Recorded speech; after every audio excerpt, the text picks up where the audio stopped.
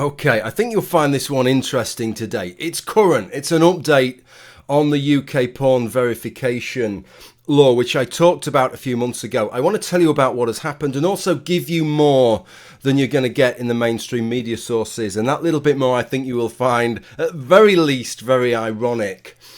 Because the fact is that the government of the United Kingdom have abandoned this porn verification scheme.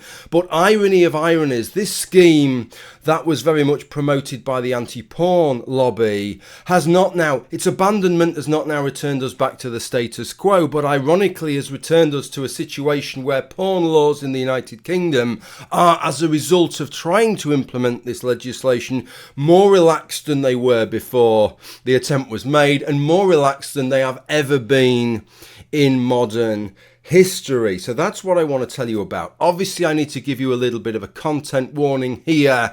Right, if your volume is turned up, I will be using sex-related language, so you might want to turn it down now.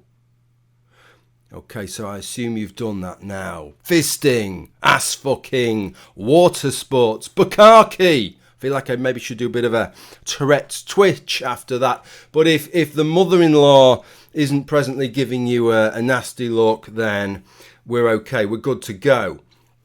So some of this hasn't been recorded, it hasn't been in the mainstream media. I don't think because there's some big sort of Tim Pool-esque style, there's a conspiracy to keep something from you. I think they just don't understand the ramifications of this. And so that's what I'm going to tell you about here. But I need to give you a little bit of a background of what has taken place here. What has taken place the last few days has been widely reported in the UK media and also the media beyond, because this has ramifications. The UK was trying to impose a scheme which would require user verification to show you are an adult before you can view pornography in the United Kingdom. Obviously, that has wider ramifications because for governments around the world, it's a nightmare to implement a scheme like this. But if it's already implemented and already running in a large Western economy, and that's already been funded and worked out, then it's easy for another country to say, well, the UK is doing that, we should be protecting our children in the same way, and the scheme's already set up, so we'll take it on board. So it had wider ramifications there, wider ramifications within the UK, because then you can start talking about certain political viewpoints not being suitable for children, so maybe you should have to pass on your details to prove you're an adult before you're allowed to view those things as well. Well, let me give you a little bit more of a background of how this kicked off. It started with David Cameron back in, I think, 2015, talking about the concern he had for children and I suppose the sexualisation and the exposure to sex of children, particularly online with regard to the easy availability of pornography and wanting to do something about it. It's a good emotional pull, isn't it? We're doing it for the sake of the children. But I have to say, even as somebody who has no issue with porn, in fact, I'm an advocate and consumer of pornography. I have no issue with porn whatsoever.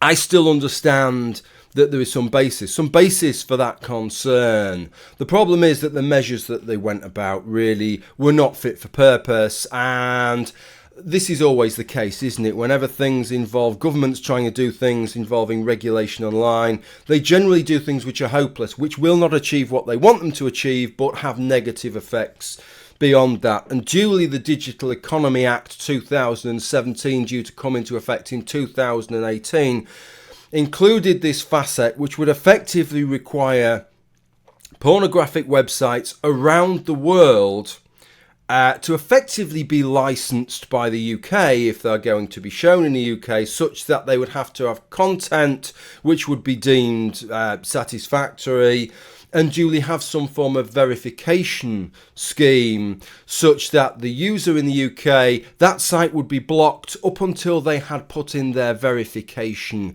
data to show that they are 18 years or older, whereupon they would be allowed to view the website. Now, this relied upon third-party organisations to provide these verification means, and there was a number of companies that were going to do that, including Manwin, the somewhat notorious large pornography producer who owns sites such as Brazzers and Pornhub.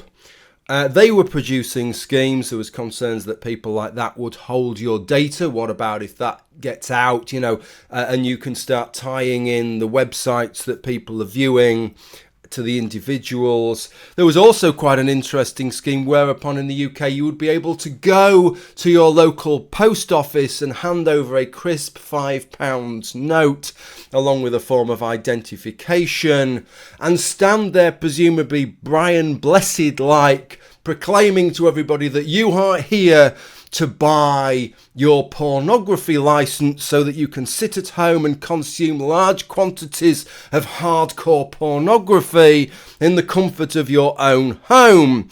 And then the slightly uncomfortable feeling person behind the counter would fill in the form for you, and all that would progress.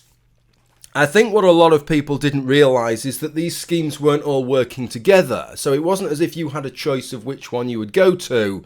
You'd have to go to half a dozen schemes, or otherwise you'd find that the certificate code that you got from the post office only worked on that site and not on the other 20,000 sites which were using one of another dozen different schemes. So it was a bit of a mess. And there were other issues as well. I'll give you an example of some of these issues to show you the kind of mess that this thing was getting itself into. For one thing, there were the concerns that I talked about over people's data. There were also concerns that it wouldn't make any difference. I would say the vast majority of adults in the UK do not know what a VPN is, but it would be within a month of the scheme starting and every schoolboy on the playground would know what a VPN is, and that all you need is a VPN to bypass the blocks of your ISP and view the porn that mummy and daddy can now no longer access because they're just oblivious to the things that are required here. There was also the problem that it didn't cover all sites. It required a site for at least a third of its material to be of a pornographic nature and for it to be monetized. So either you'd have to be a site that you subscribe to or a site that runs videos alongside that material. Correction there, of course, what I meant to say was adverts. What that means is sites such as Twitter, for example, which actually have quite a large amount of pornography on it. Go and search, find some pornographic actors and actresses, find their Twitter names, and you will see exactly what I mean. That is freely available on Twitter, but because it's less than a third of the content and it isn't monetized, that falls outside the remit of the scheme. As you would imagine. Imagine the outcry, ladies and gentlemen, if the UK government required everybody who wanted to go on Twitter to have a porn pass before they could do so. So that was never going to work.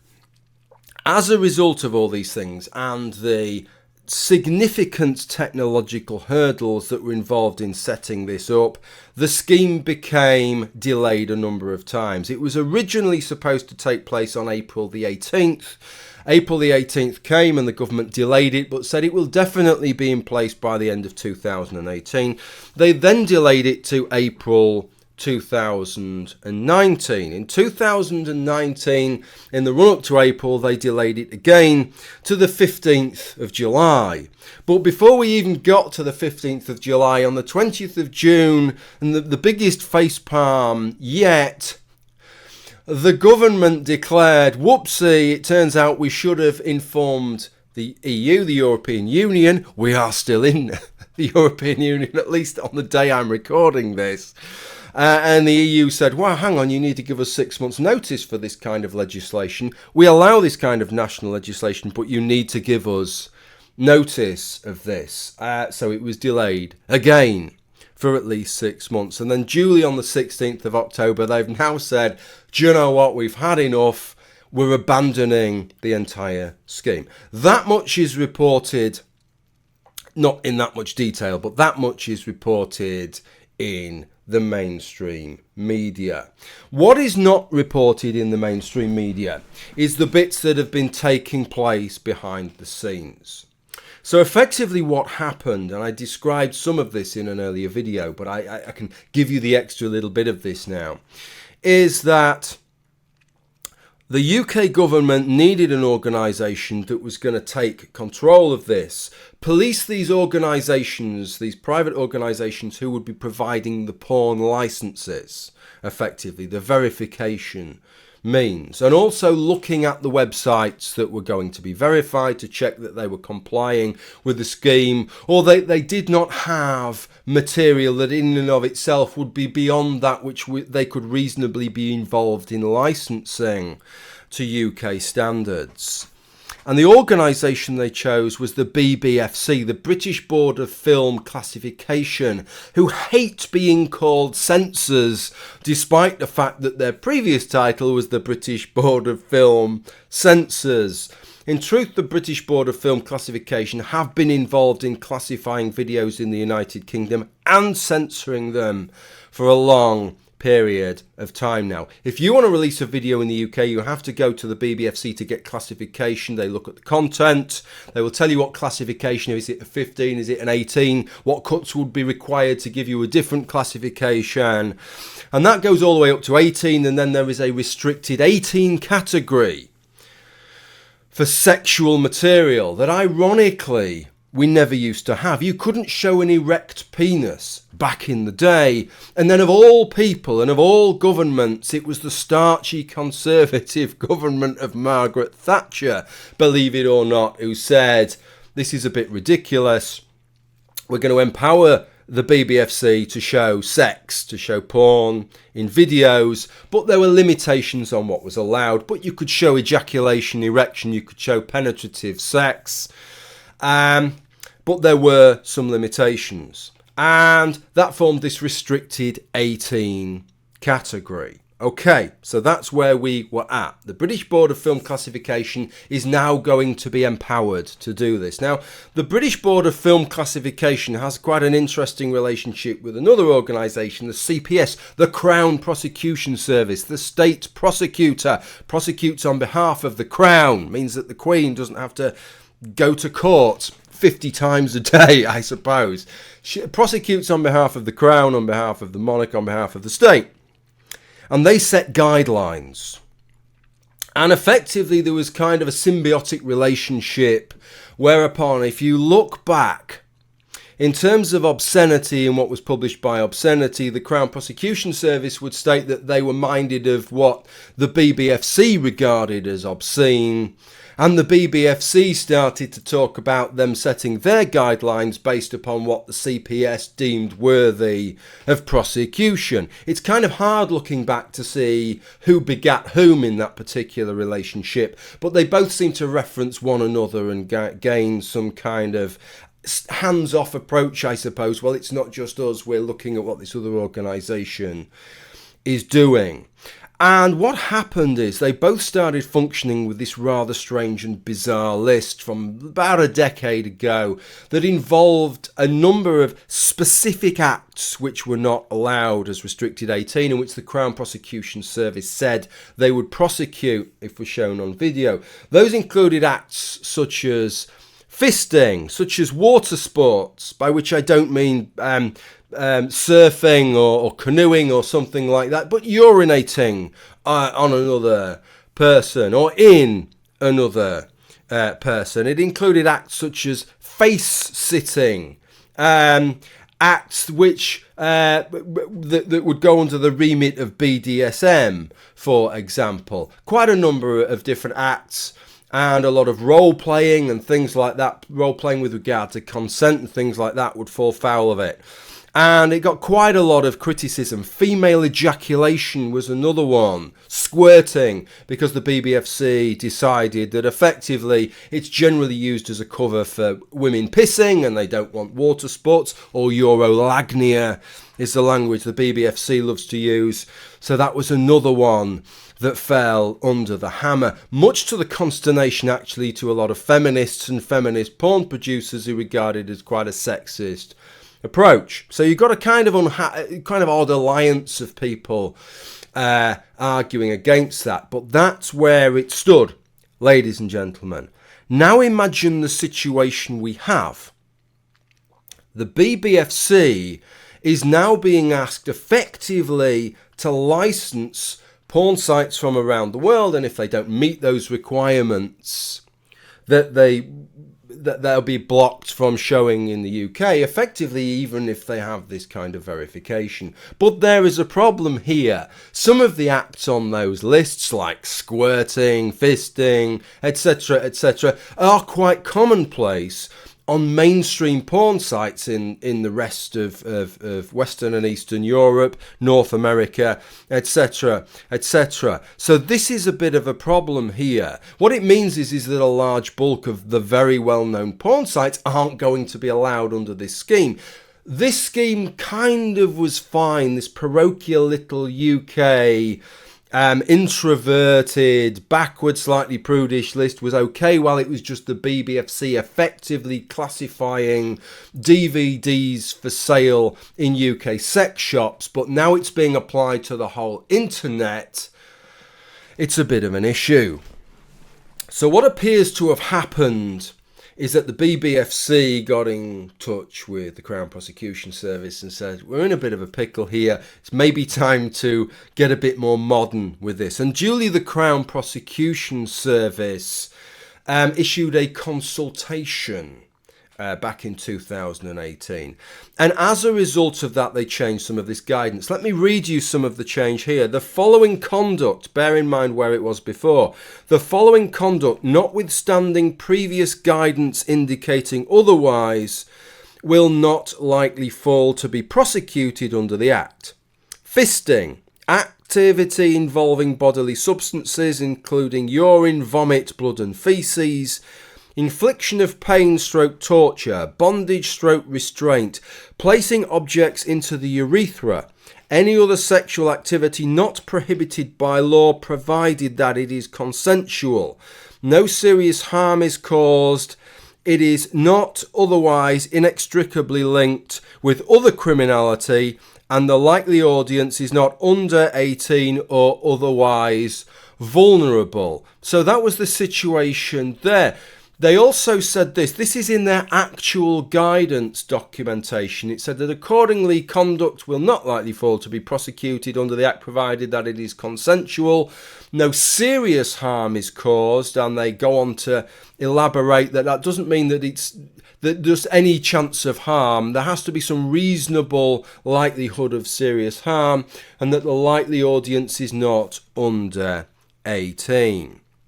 That is a seismic shift from the Crown Prosecution Service, and that has significant ramifications in the UK if you distribute porn, if you make porn in the UK, because even though the Crown Prosecution Service does not decide what is obscene, what is against the law, it is for a jury to decide that.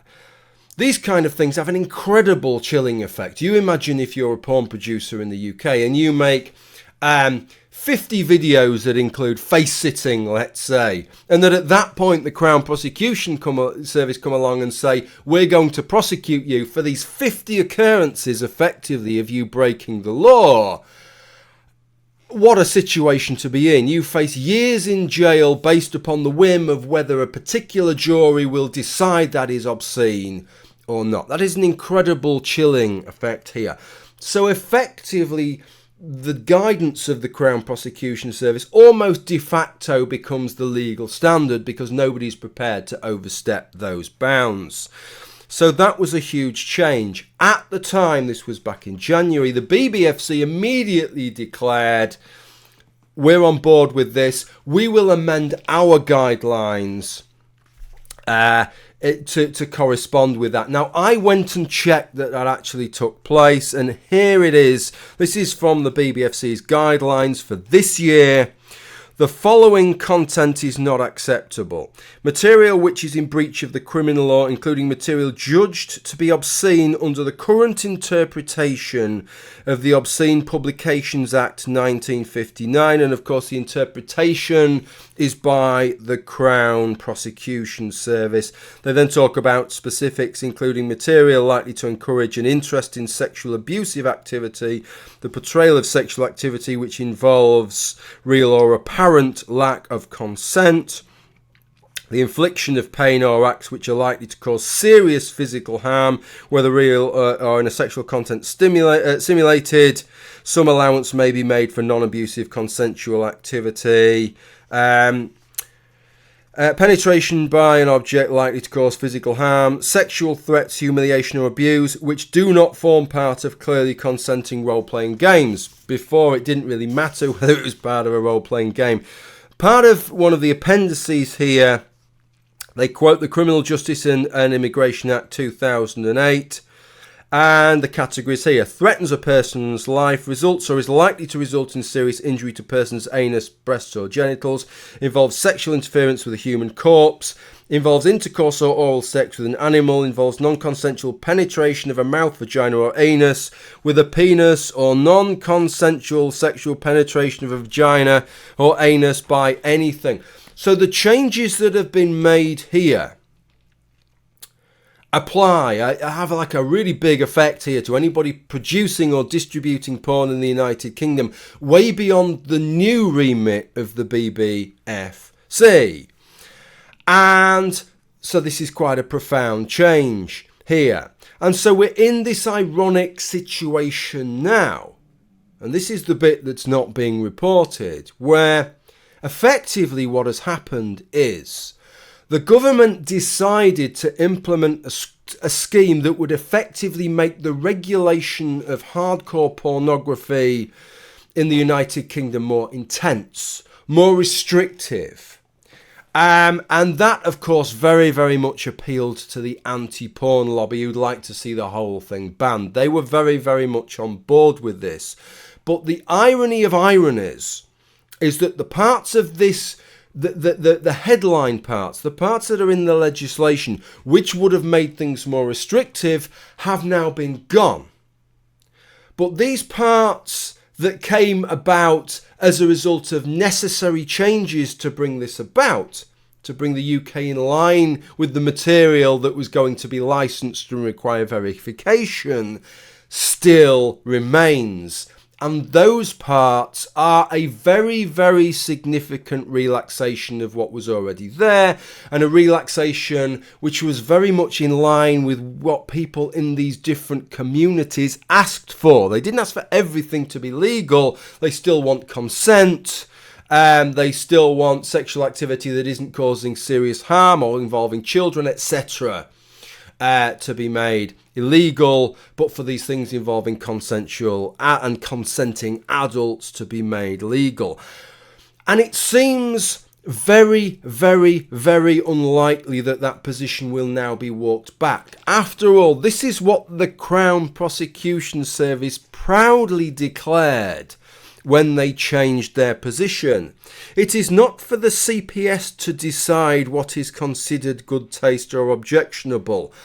We do not propose to bring charges based on material that depicts consensual and legal activity between adults where no serious harm is caused and the likely audience is over the age of 18.